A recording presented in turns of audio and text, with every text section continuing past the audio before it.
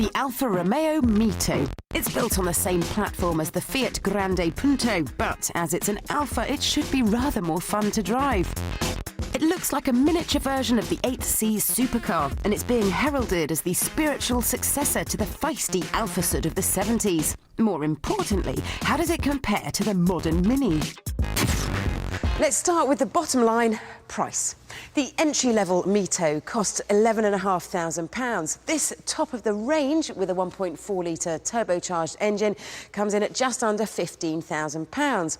Definitely not the cheapest in its class, but a lot less pricey than the Mini.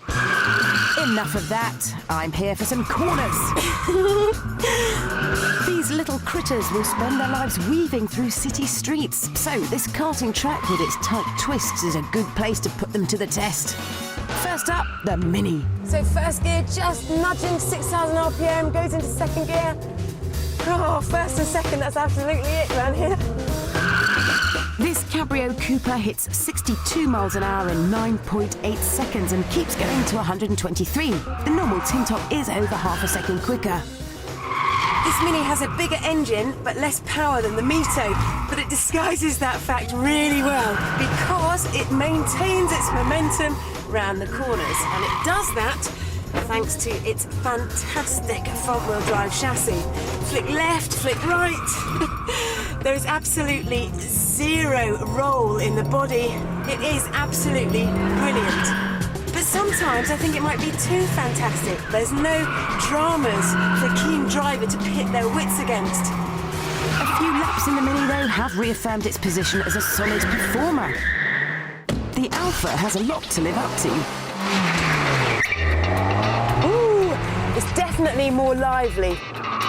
It's really light on its feet, whereas the Mini was very sure-footed and planted and very steady.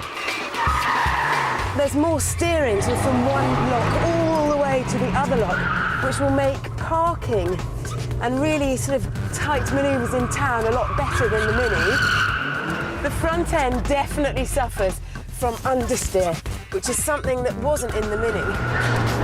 But do you know what? That's no bad thing, because I wanted a car that was a little livelier and more entertaining from the driver's point of view, and by Jove, I think Alfa have delivered. There are 2 diesel and 3 1.4-litre petrol engines. This is the 155 bhp petrol, which, until the GTA arrives later this year, is the hottest Mito. Boot the throttle and that turbo really kicks in. Handling-wise, it's got Alfa's DNA system. D for dynamic, N for normal, and A for all weather. And at the flick of a button, it will change the car's setup and throttle response according to your environment. I'm so pleased I like this car, because Alfas are cars that rule your heart, not your head. But I think the Mito could easily rule both. So the Mito is better priced than the Mini, better spec'd, and, in my opinion, better looking. It's not better at going round corners, but it is a lot more fun.